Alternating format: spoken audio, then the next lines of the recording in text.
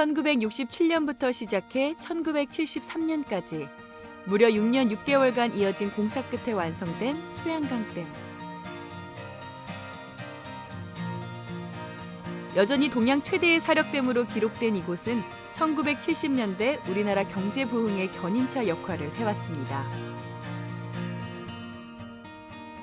하지만 댐이 완성되면서 대한민국의 지도가 바뀌고 이곳 사람들의 삶이 바뀌었는데요.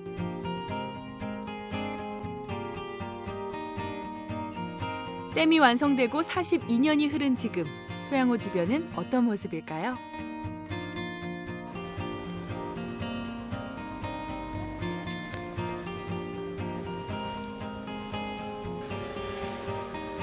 너무 예쁘죠? 높은 하늘, 그리고 푸른 산, 파란 물결까지 보기만 해도 마음이 뻥 뚫리는 것 같은데요. 어디에 카메라를 대도 모두 다 예술 작품 같아 보여요.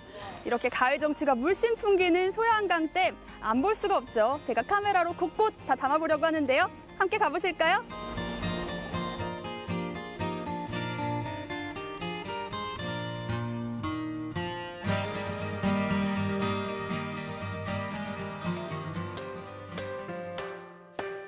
바쁘게만 살아온 일상의 페이지를 잠시 접어두고 헛헛해진 마음을 황급빛 감성으로 채울 시간. 하늘에서도 나무에서도 가을이 물씬 느껴지는 이맘때 소양호를 찾았습니다. 육로로 이어진 먼 길을 이렇게 배가 대신하고 있는데요.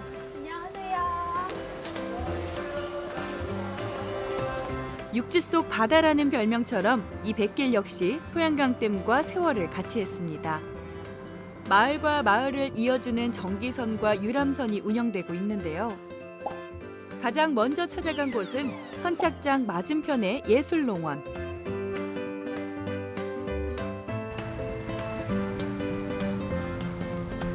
댐 위에서 바라보는 풍경과 배 위에서 즐기는 소양호의 풍경은 또 다른 느낌입니다.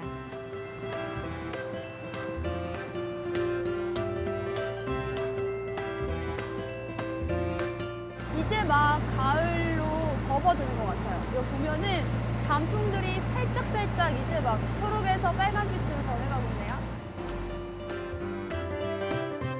선착장에서 배를 탄 지 5분이나 흘렀을까요? 마치 속세와 멀어진 또 다른 세상에 다다랐습니다. 안녕하세요. 안녕하세요. 선생님 여기 섬이에요? 여기 너무 예뻐요. 아, 네.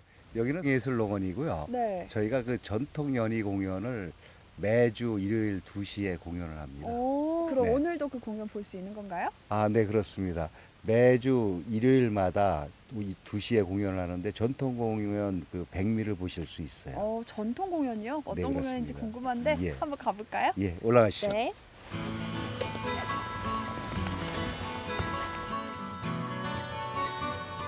오로지 배로만 갈 수 있는 곳, 산과 호수로 둘러싸인 섬 아닌 섬마을인데요.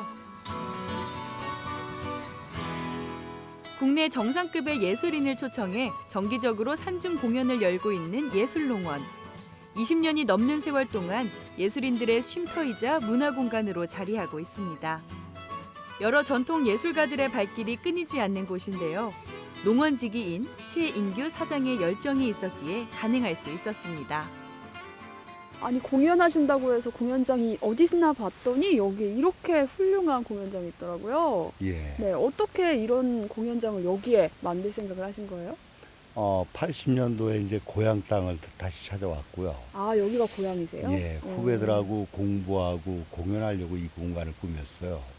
그래서 지금까지 오케스트라, 국악관현악단, 연극, 춤, 판소리, 사물놀이 다양한 공연을 지금까지 해오고 98년 4월 26일 이후에는 그 전통 공연을 주로 위주로 했어요.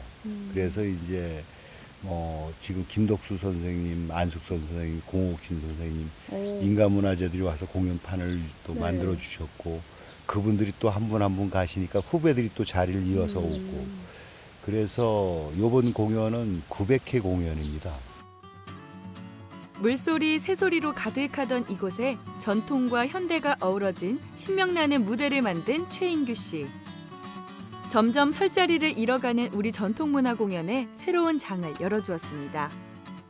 소양강댐으로 고향이 물에 잠기고 새로운 보금자리를 찾아야 했던 수몰민인 최인규 씨.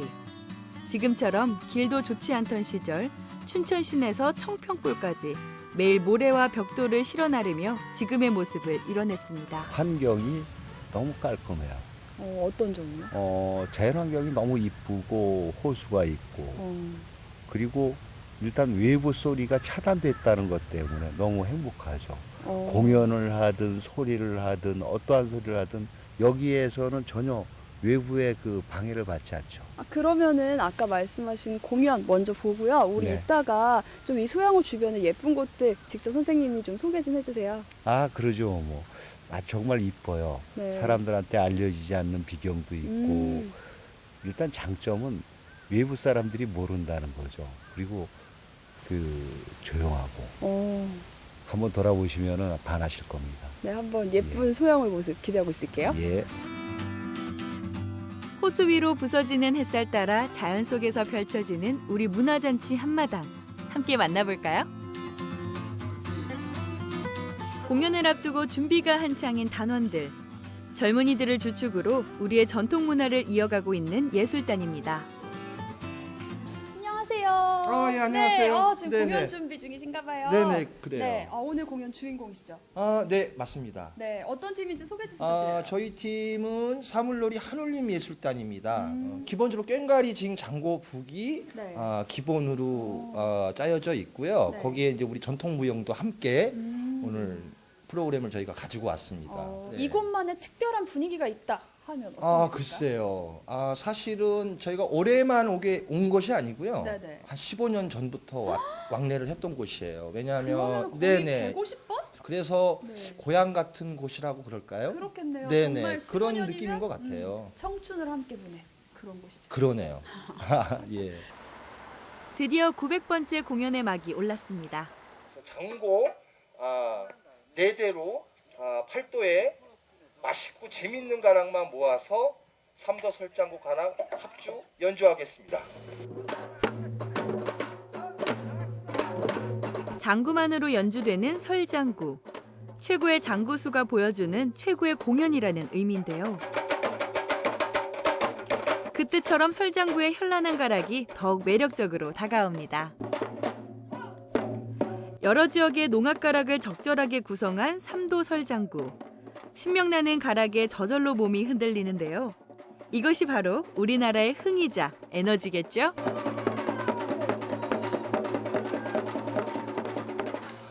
저도 개인적으로 우리 예술농원에 왕래를 한 지 근 15년이 넘는 것 같습니다. 매번 올 때마다 달라요. 계절별로 다르죠. 봄에 올 때와 여름이 다르고 가을이 다르고 역시 또 눈이 오는 겨울에도 나름대로 그 맛과 멋이 있습니다. 다음 프로그램 소개하겠습니다. 명무이셨죠. 우리 돌아가신 임혜방 선생님류의 입춤입니다. 성주풀이 민요에 맞춰서 가장 우리 춤의 기본무라고 보시면 될 것 같습니다. 여러분 입춤 큰 박수로 맞이해 주십시오.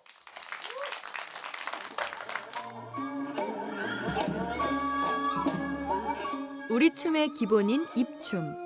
특별한 기교를 부리지 않아 춤사위가 단아합니다. 사뿐사뿐 움직이는 발끝에 부드럽게 들어올리는 손끝의 매력에 나도 모르게 빠져드는 우리 춤의 멋. 언제 이렇게 우리 전통춤에 집중해봤을까요? 지극히 여성적인 모습과 절제된 춤사위에 눈을 떼지 못합니다.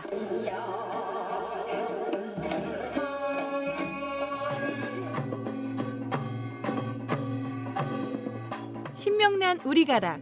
보고만 있어도 어깨가 들썩이는데요. 꽹과리는 천둥을, 장구는 비, 북은 구름을, 징은 바람을 상징한다고 하니 자연 속에서 사물놀이만큼 잘 어울리는 무대는 없을 것 같습니다.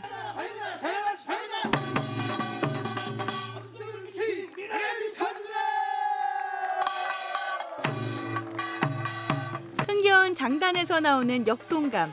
연주하는 이도 듣는 이도 신명의 경지에 빠지게 됩니다.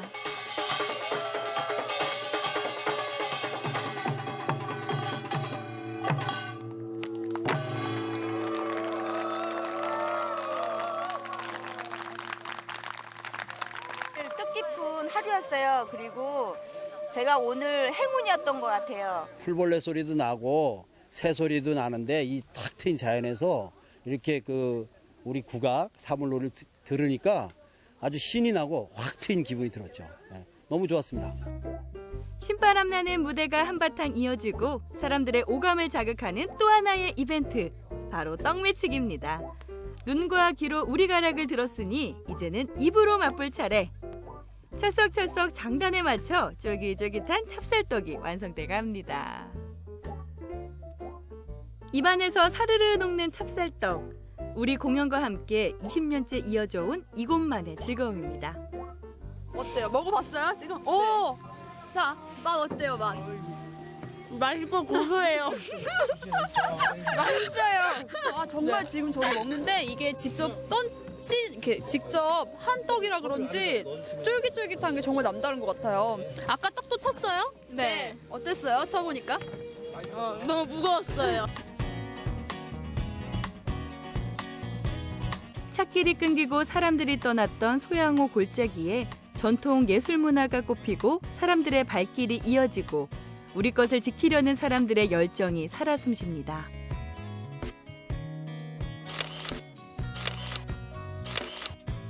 그리고 먼 훗날까지도 잊지 못할 소중한 추억이 또 한 장 새겨집니다.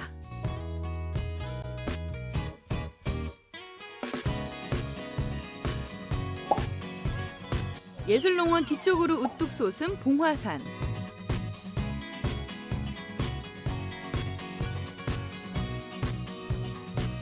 북산면 추곡리부터 봉화산 옛길로 이어지는 길은 소양댐이 건설되기 전만 해도 나루로 이어지던 추억의 길. 이제는 소양호의 비경이 더해진 트레킹 코스입니다. 아, 그럼요. 가을빛을 머금은 봉화산은 과연 어떤 모습일까요?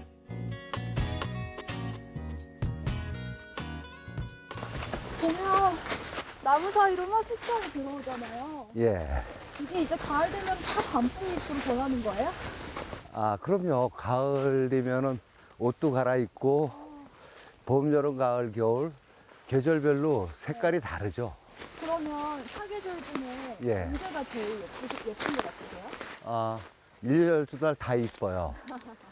이제 봄에는 이파리가 나오고, 연녹색 이파리, 여름에는 이제 녹음이 우거지고, 가을에는 옷을 갈아입으니까, 겨울에는 이제 눈 설경도 괜찮고.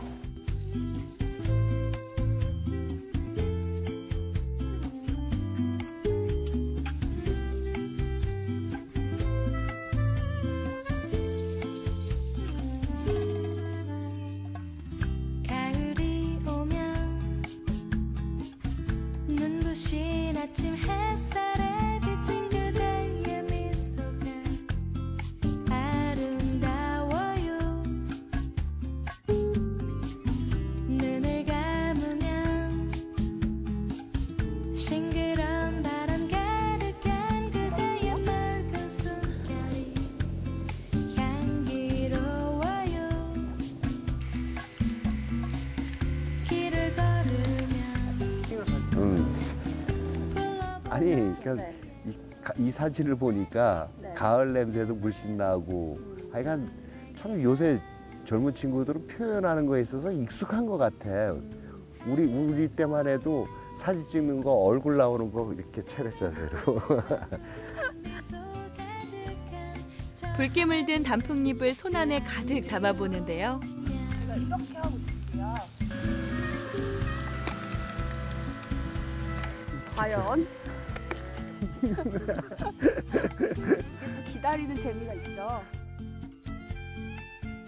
디지털 문명이 넘쳐나는 요즘이지만 때로는 아련한 아날로그 감성이 더 그리운데요. 사진 한 장 속에 가을이 듬뿍 담겼습니다.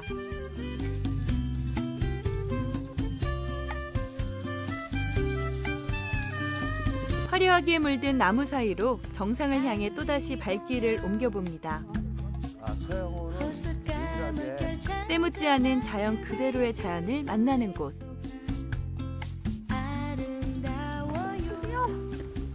아, 정상이에요.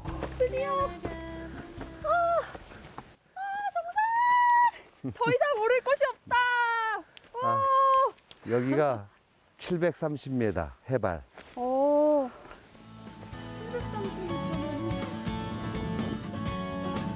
소양호를 감싸안은 산줄기. 잔잔한 호수와 어우러진 산의 능선들이 시원하게 펼쳐져 있습니다.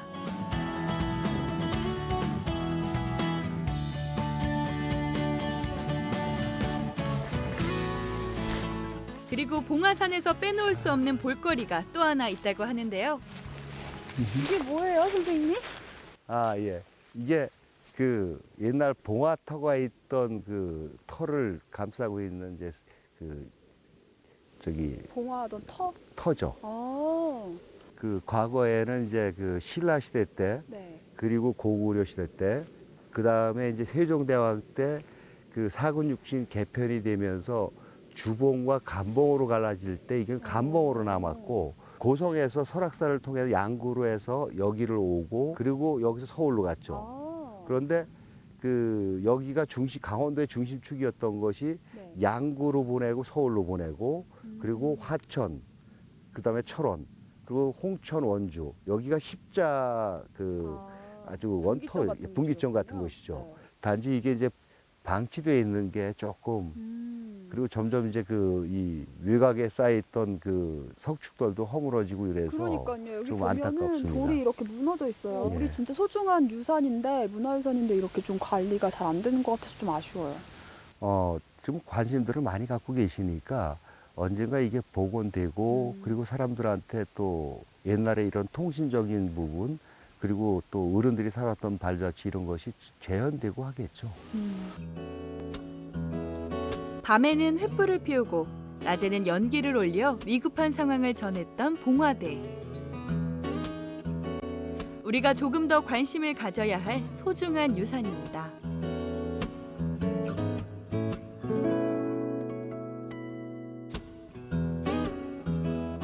잊혀진 것들의 소중함을 다시 한번 느낀 봉화산의 가을입니다.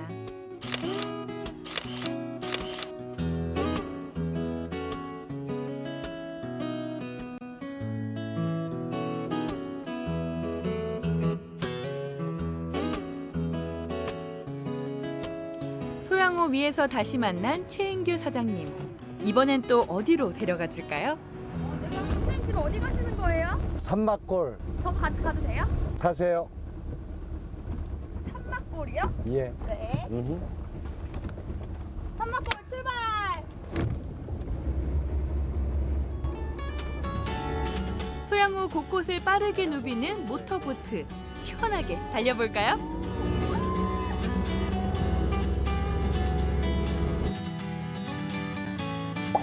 예술농원에서 100길로도 한참을 돌아 찾은 곳.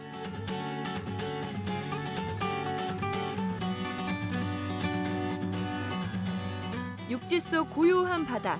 소양호에서 100길로 달리다 보면 만날 수 있는 산막골입니다. 와! 저게 그 산막골이에요? 아, 예. 와, 진짜 배 타고 들어가 보신 아주 진짜 조그만한 마을인데요? 섬 아닌 섬, 오지 아닌 오지. 정말 시골이에요. 산막골이라는 곳은 어떤 곳이에요? 옛날 수몰된 사람들이 나가고 그 위에 남은 사람들이 사는 거. 원래 마을 이름은 산막골이었어요. 그렇죠. 옛날부터. 예. 아, 그분들이 계속해서 저기 살고 계시는 거죠. 춘천시 북산면 청평 1리. 봉화산 아래 소양호가 내려다 보이는 곳에 있는 작은 마을입니다. 산 중턱으로 구불구불 이어진 육로보다는 100길이 더 가까운 오지마을. 이제는 학생이 없어 분교도 없어진 지 오래입니다. 아이들이 뛰어놀던 운동장은 무성한 풀숲으로 변하고 조금은 쓸쓸해 보이는 이곳. 이곳엔 과연 어떤 인연이 있을까요? 아, 이게 원래 국민학교였었고 국민학교가 이제 학생들이 줄어서 폐교되면서 우암 최영식 화백님이 오셔서 이제 작품 생활을 하세요. 그래서 여기서 이제 작품도 하시고 전시도 하시고. 안녕하세요. 안녕하세요. 아유, 어려운 걸 냈네요. 안녕하세요. 예. 아이고 기다리시냐고. 그러게 이때. 예. 이따가 이거 들어오시죠. 예. 도심을 떠나 산막골의 자연과 함께한 지 16년째인 우한 최영식 화백. 작업을 하고 있던 중이라서. 예. 소의 눈을 닮았다 하여 우한이라고 불리는데요. 특히 소나무 작가로 더 유명한 분입니다. 그윽한 묵향이 나는 작업실. 투박한 그의 손에선 마치 살아있는 듯 생생한 소나무가 피어납니다. 네, 선생님 보니까요. 아까 이 메마른 나뭇가지에 막 이 솔잎들이 하나씩 선생님 손끝에서 피어나더라고요. 네네. 예. 저 보고 감동받았어요. 아, 고맙습니다. 이 작품 어떤 걸 그리고 계신 거예요? 우리 그 마을에 있는 소나무인데요. 여기에요? 네, 소나무인데 꼭 그 무슨 뭐랄까 일주문 같이 이렇게 그 소나무 한 그루가 가로로 이렇게 옆으로 기울어져 가지고 문 역할을 해주는 나무가 있어요. 네네. 그래서 이제 그 나무를 지금 그 화폭에다 담고 있는 중이었습니다. 여기에 사신 지는 얼마 되셨어요? 지금 들어온 지 올해 꼭 16년째 됩니다. 이 실에서 그렸을 때보다 네.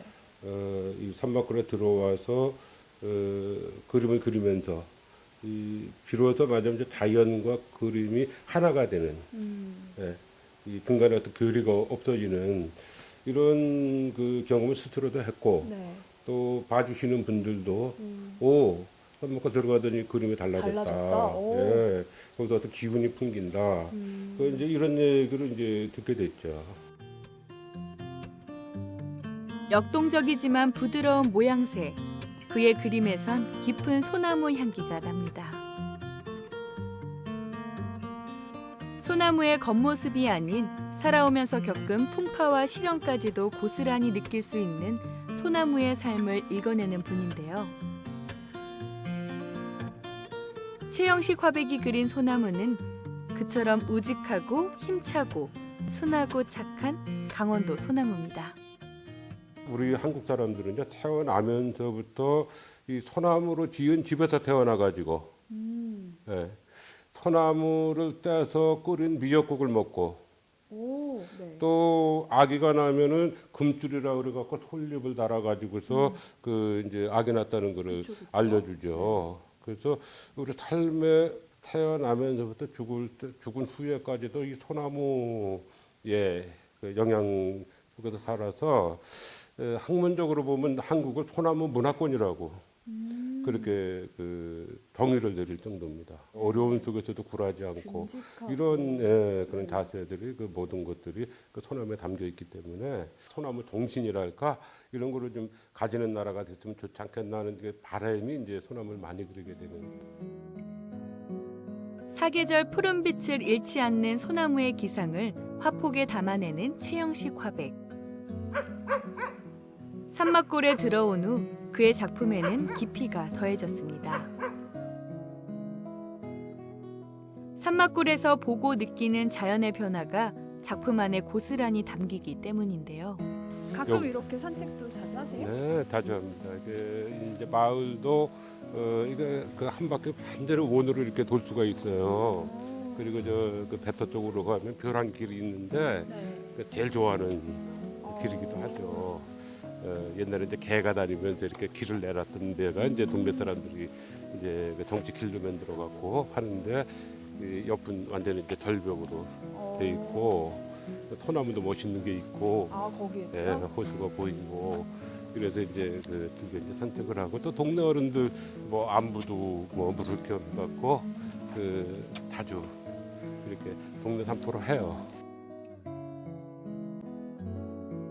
소나무를 그리는 그로서는 복잡한 도심보다 조용하고 호젓한 산막골이야말로 딱 맞는 곳일 겁니다. 전화분가 봐요. 맞아요. 예, 이거입니다.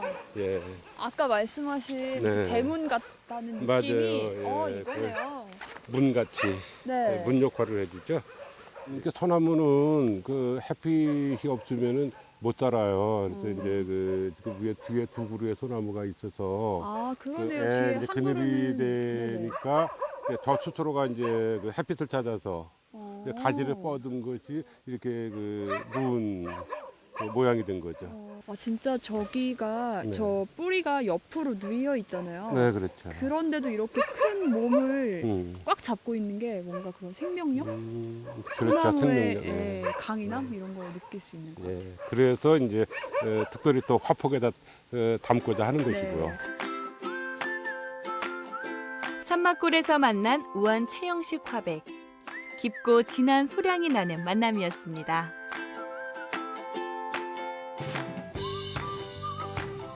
호수와 산으로 둘러싸인 아늑한 산막골. 깊어가는 가을, 자연이 내어주는 고마움들로 마음까지 풍성해집니다. 마을 가운데 우뚝 솟은 나무에 저절로 눈이 가는데요. 바로 도토리 나무입니다.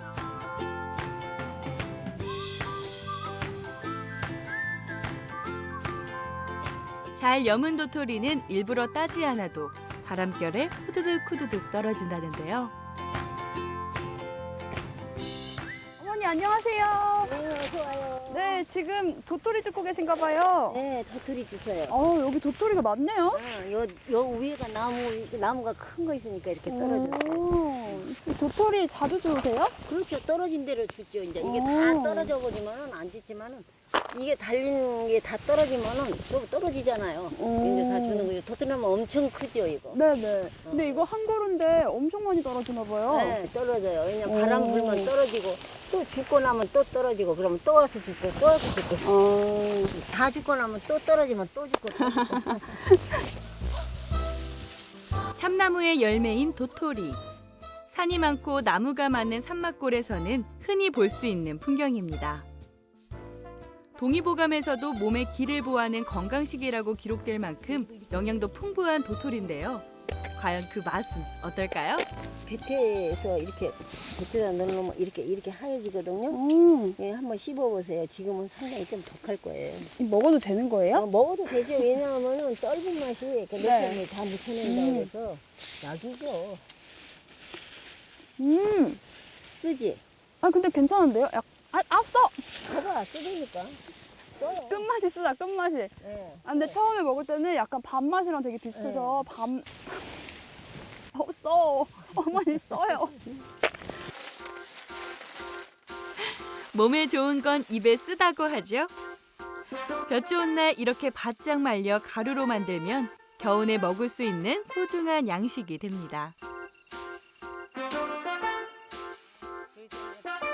산이 좋고 자연이 좋아 이곳으로 와 살게 됐다는 이선희 어머님. 수몰 후 많은 사람들이 떠났지만 자연이 주는 넉넉함에 다시 돌아왔습니다.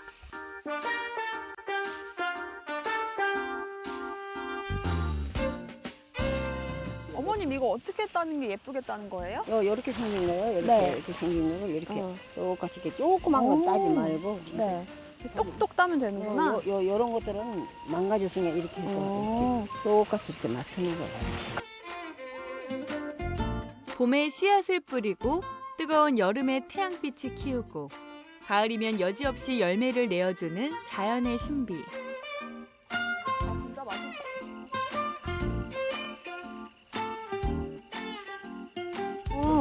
그래서 아깝잖아. 이게 떨어져서 이게 자연에서 준 건데 아깝잖아. 입안에 깨 향이 확 퍼진다. 그렇게 거짓없고 순리에 거스르지 않는 자연이 그녀는 참 좋습니다. 얼마나 좋은지 몰라요. 이 마을이 청정 지역이고 네.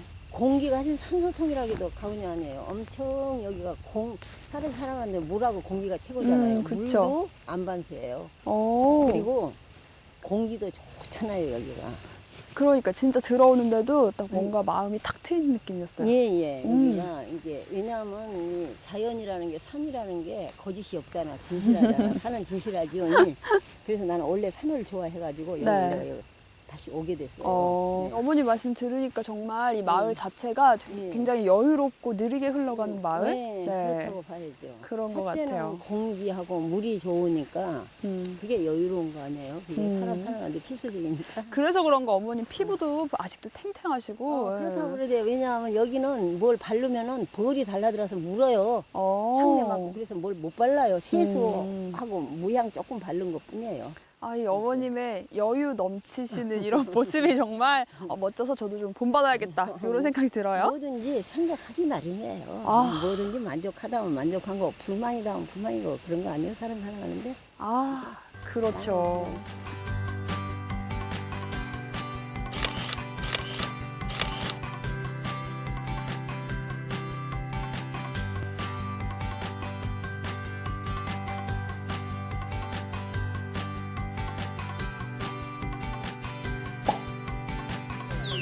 사람 냄새 가득 싣고 또 다른 인생 이야기를 만나러 조교리로 향합니다.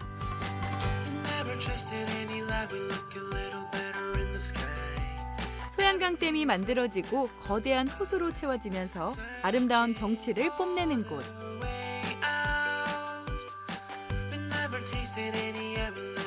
하지만 소양강댐이 만들어지고 춘천, 양구, 인제군에서 4,600세대가 고향을 두고 떠나야만 했습니다. 호수 아래 저 깊은 곳, 어떤 인생과 이야기들이 묻혀 있을까요? 고향 마을을 지키며 40여 년째 어업 활동을 하고 있는 황혜원 어르신을 만났습니다.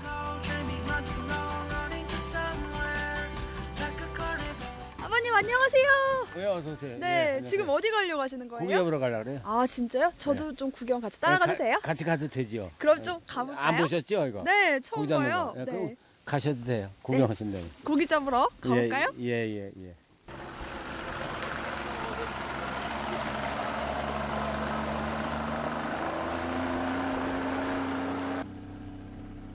고향 땅에서 쌀농사를 지으며 살던 황혜원 어르신. 40년이 지난 지금 이렇게 배를 타고 물고기를 낚으며 살게 될 줄 아셨을까요? 아버님은 이 동네 사신 지 얼마나 되신 거예요? 이 동네에서 6.15를 치렀어요. 아, 6.25 네. 때부터? 제가 해방동이에요. 네. 71. 여기서 초등학교 여기서 다니고 물 차는 바람에 절로 찢기 올라간 거예요, 말이에요. 아, 여기. 서양댐 준공식이 73년도. 네. 73년도에 됐으니까 한 40년 됐잖아요. 40년은 내가 여기서 살았어. 초등학교 다니고. 그럼 아버님 사시던 곳이 물속에 있는 거네요? 그렇지, 여기 있지. 여기가 내가 살던 집차에 이 물속. 그럼 어디쯤인지도 이렇게 보면 기억이 나세요? 알지. 산을 박아서 알지. 이제는 잊혀질 법도 한데 지금도 산의 위치를 보고 살던 집터와 마을을 기억하고 계신데요. 고향 땅을 물속에 묻어두고 그리움으로 보낸 세월이 벌써 40년이 훌쩍 지났습니다. 물 차고 한 10년 전까지도 그 꿈을 끼면 이제 옛날 그 모습 그 꿈을 꼈는데 요즘은 그런 거 꾸고 싶어도 안 껴지더라고요. 꼭 가물었을 때 아버님 사시던 근처도 좀 보이고 했었어요? 네, 보이나 마나요. 여기서 이 물속에서 물 차기 전에 초등학교를 다녔는데 하도 이게 댐 되고는 처음으로 물이 많이 줄었거든. 네. 그래서 초등학교도 다니던 자리를 가봤어요, 제가. 근데 그 학교마당 그 돌담을 싸가지고 교실 같은 거 다 드러나더라고, 돌담을.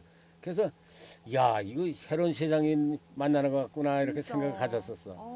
초등학교 동문들이 얼굴이 전부 생각이 나더라고. 그래서 지금도 우리 나이에 이제 많이 죽은 사람도 있어요.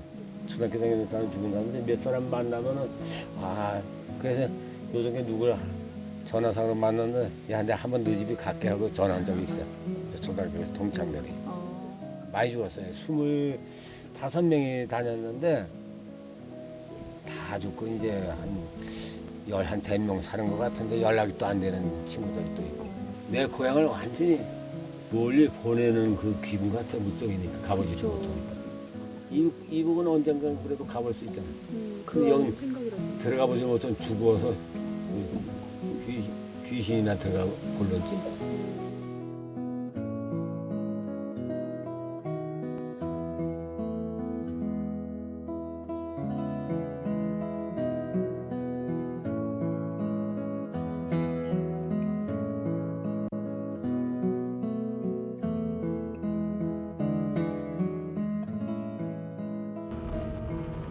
이제는 물고기 잡는 일에 더 능숙해진 황희원 어르신. 아버님 고기 잡으러 어디쯤으로 가시는 거예요? 저 그물 놓은 데 가요. 고기가 여기서 많이 잡혀요? 요새 안 잡혀요. 이 비가 많이 와가지고 물이 이렇게 쥐게 잘 나오는데 요새 거기 안 나와요. 그러나 또 지금이 그거니 안 할 수 없고. 잘 잡힐 땐 뭐가 많이 잡혀요 여기? 잘 잡혀서 돌이 들려면 쏘가리 뱀장어 잡혀야 돼. 쏘가리. 그래서 요새 이제 겨울 빙어 잡을 준비하고 있는 거예요. 겨울에 여기 빙어도 나와요? 빙어 많이 나오죠. 늘 만선의 꿈을 꾸며 그물을 놓지만 소양강댐 수위가 낮아지면서 조업량은 예전 같지 않습니다. 아버님 그물은 언제 놓으신 거예요? 어제 났어요. 어제 물고기 잡고? 고기는 물고기 밤에 잡히니까 네. 어제 놓은 거예요. 요새 고기가 안 나와요. 떨리네요. 과연 그물에는 물고기가 얼마나 잡혔을지 기대를 해보는데요. 우와. 엄청 많이 들어있는데요? 자연산 송어. 송어요? 그물을 가득 채운 건 아니지만 얼음 팔뚝보다도 더 굵고 싱싱한 송어 한 마리.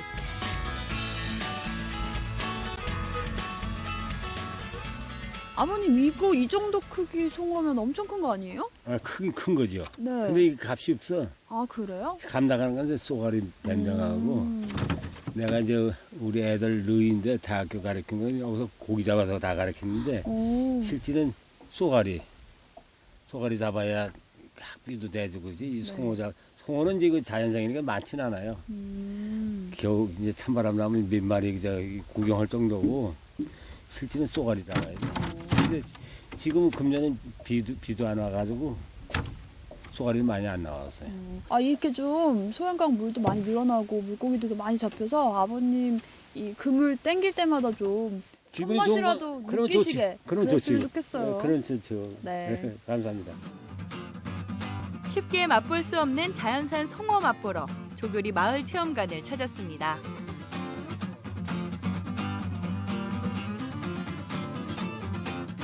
갓 잡은 싱싱한 송어로 직접 회를 떠주시는 황희원 어르신. 탱글탱글한 육질에 붉은 속살까지 저절로 군침이 도는데요. 드디어 완성된 송어회. 윤기가 자르르 흐릅니다. 과연 그 맛은 어떨지 궁금한데요. 왜 박수 치세요? 아버님 저는 쏘가리보다 이게 훨씬 더 감동이에요. 아니 근데 그것도 귀여운 물건이지만 또 저한테는 미안한 게 있어요. 왜요? 왜냐면 네. 그래도 소양어 같다면 쏘가리가 진짜인데 쏘가리 뱀장어가 자연생 좋은 건데 이 자연생 송어가 오늘 이상하게 잡혔어. 근데 직접 진짜, 이렇게 회까지 떠주시고 그럼 한번 우리 먹어볼까요? 잡숴보시는데 송어회. 그리고 네. 또 요 술이 아무나 먹는 술이 아니에요. 우리 저 가로수가 전부 돌배예요 여기. 가로수가. 돌배? 네. 조교리 마을의 명물인 돌배주 한 잔. 감사합니다. 그리고 여기에 자연산 송어까지. 씹으면 씹을수록 고소하고 담백한 맛이 느껴지는 송어의 맛. 이래서 소양강 송어가 유명한가 봅니다. 저 여태까지 송어 꽤 먹어봤거든요. 달라요. 요렇게 요맘때 또 자연생 잡히는 게 참 오늘 그 취재거리가 좀 제대로 된 것 같기도 하긴 한데. 제가 와서 이 송어가 잡힌 게 아닌가 싶습니다. 송어회 한 접시에서도 마을의 인심과 정이 듬뿍 느껴집니다. 50명, 60명, 가구 수는 20가구가 안 되는 마을이야. 그래서 바람이 때면은 공기가 좋고 물이 좋은 이 지역이니까 관광객 여러분들이 찾아주셔가지고 마음 즐겁게 놀다 가시면은 거기에 대해서 우리가 이제 우리의 손님이니까 친절하게 모시겠습니다 하는 그것만 바랄 뿐이에요 지금. 네, 조기를 위해서 한잔 할까요? 예, 짠! 감사합니다. 짠.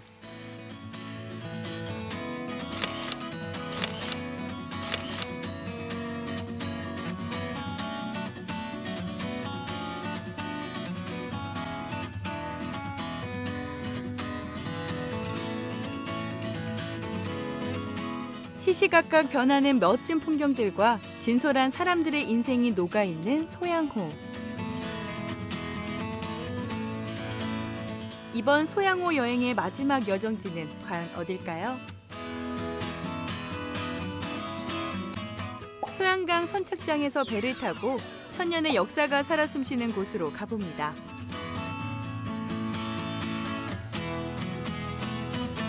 배를 타고 물을 건너 산길을 따라 걸어야만 만날 수 있는 곳.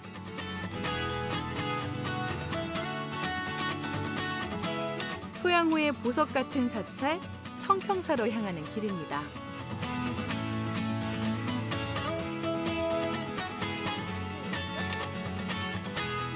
계곡을 따라 오르는 길. 맑고 푸른 물줄기와 숲의 전기가 온몸을 감싸는 청평사 계곡입니다. 선생님 저기 웬 조각상이 있네요? 네. 이거는 청평사의 회전문과 연계된 네. 공주 설화 이야기인데 이 공주는 네. 당나라의 평양공주래요. 근데 보니까 공주가 웬 뱀을 한 마리 바라보고 있네요? 예. 이 평양공주가 정말 미모가 너무나 뛰어났대요. 그래서 이 당나라에 있는 청년들이 너무나 사랑을 했는데 네. 아주 평범한 청년이 공주를 너무 사랑해서 평양공주의 아버지인 당태종이 이거를 알고 너무나 화가 나서 청년을 죽여버린 거지. 네. 그러니까 사랑한 죄로 죽음을 당한 거죠. 네네. 이 결국은 청년은 상사뱀으로 변해가지고 공주를 찾아간 거죠. 그리고 공주의 몸을 감고 놓지를 않았대요. 공주가 계속 당나라의 사찰을 돌면서 기도를 했어요. 근데도 효험이 없었어요. 결국은 이 공주는 몸에 뱀을 감은 채로 신라의 땅을 밟게 되죠. 그런데 오다 보니까 이 청평사까지 오게 됐죠. 그래서 공주가 그 기도를 드리려고 청평사를 들어가려고 하는데 이 뱀이 몸에 감겨 있는 상태에서 못 들어갔대요. 네. 결국은 이 공주는 그 밑에 있는 공주굴에서 기거를 하면서 어느 날 이제 이 공주가 뱀한테 말을 했대요. 내가 절에 가서 밥을 얻어올 테니까 잠깐만 내 몸에서 내려올 수 있겠느냐고. 그랬더니 이 뱀이 지금까지 한 번도 말을 안 듣던 뱀이 몸에서 떨어지더래요.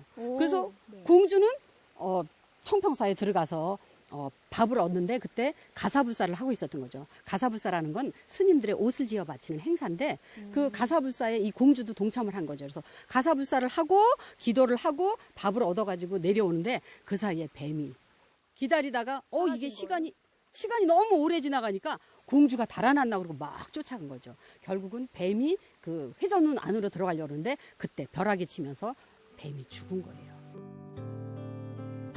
공주를 사랑했던 상사뱀의 애틋한 설화가 전해지는 청평사. 계곡을 오르는 길에서 만나는 공주상부터 공주가 숨어 지냈다는 공주굴, 그리고 뱀이 떨어져 죽은 구송폭포까지. 재미있는 이야기와 멋진 경치 덕분에 청평사 가는 길은 짧게만 느껴집니다. 여기 물이 진짜 맑고 너무 그쵸? 시원한데요? 너무너무 깨끗하고 맑죠? 정말 신선들이 사는 동네답게 아주 깨끗하고 맑은 물이 흐르네요. 여기 보면 이렇게 가을 낙엽하고 물들이 같이 글쎄 말이야. 물에서도 가을 냄새가 나는 것 같아요. 초록으로 짙었던 나뭇잎들이 하나둘 물들더니 어느새 계곡까지도 빨갛게 가을빛으로 물들었습니다.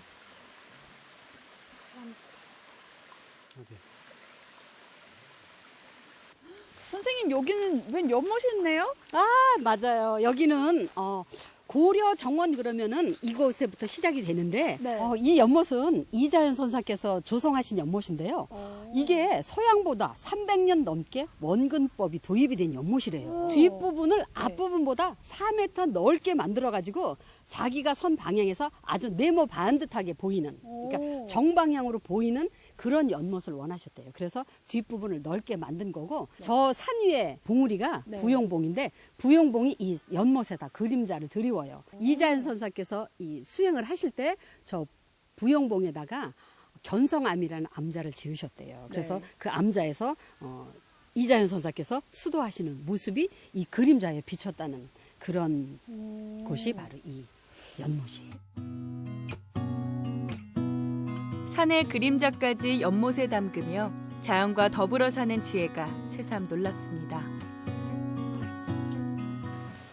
아, 이제 청평사가 눈앞에 보입니다. 네, 천년고찰 청평사가 눈앞에 있죠. 오봉산 자락에 포근히 안겨있는 청평사. 소박하면서도 단아한 사찰의 풍경인데요.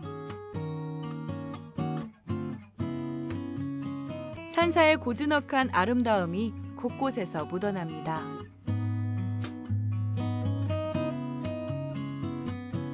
불교의 윤회를 상징하는 회전문. 하지만 이곳에는 일반 사찰에서 볼 수 없는 독특한 건축 양식이 숨어 있습니다. 홍살은 우리가 어디 가서 볼 수 있느냐면 왕릉이라든가 아니면 효자각이라든가 연려각 이런 데서 볼 수 있는데 불교 사찰에 홍살이 들어와 있는 거예요. 있을까요? 예, 그거는 보호선사께서 이 사찰을 중창을 할 때 명종과 인종의 원찰로다가 이 사찰이 중창이 되거든요. 그러면서 사대부들의 반발을 무마하기 위해서 불교 건축물에 바로 유교의 건축 구조물이 들어오는 그런 형상을 띠는 게 바로 이 회전문의 특징이에요. 흔히 아는 만큼 보인다고 하죠.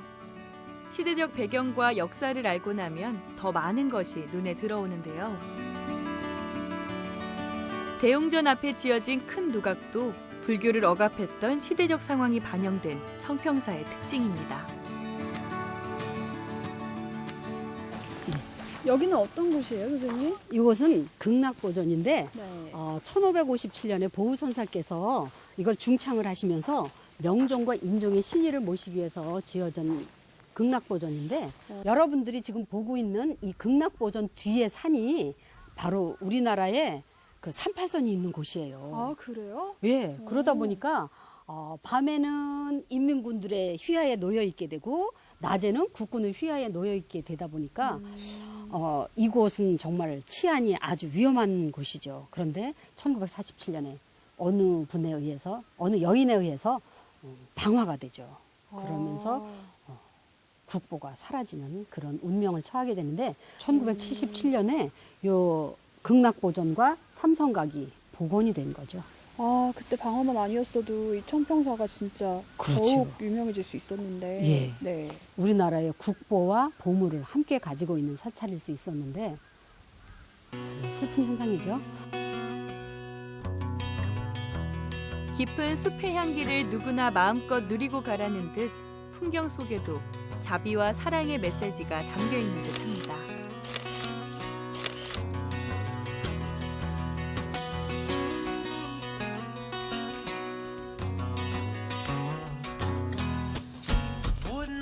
눈으로 보고 마음에 새기고 사진 속에서 또 한 번 추억이 될 풍경들. 사람들이 떠난 자리에서 예술의 흥겨움과 전통의 문화를 꽃피우고 잊혀져가는 역사를 보듬는 자연의 넉넉함을 배우고 사람 냄새 짙게 밴 정이 있습니다. 누군가는 고향을 물속에 묻고 그리움으로 보냈을 소양호.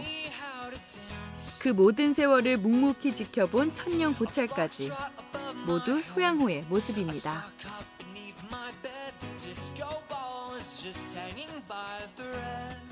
거대한 호수의 크기만큼이나 수많은 이야기들을 가득 품고 있는 소양호. 오랜 세월 변하지 않는 모습으로 또 어떤 이야기들이 이곳에 새겨질까요? 소양강댐 근처의 아름다운 경치 그리고 그곳에 살아가는 사람들의 모습까지 만나봤는데요.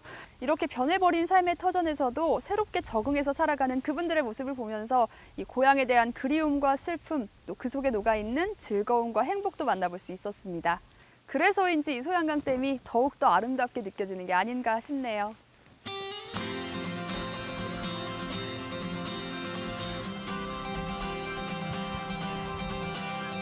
소양강 댐이 만들어진 지 42년. 그 긴 세월 동안 소양호가 바꾼 삶의 이야기들이 있습니다. 누군가는 떠나고 누군가는 다시 찾으며 새로운 이야기들을 만들어내는데요. 삶이 짙게 배어 있고 켜켜이 쌓인 시간 속에서 또 다른 추억을 만들어갑니다.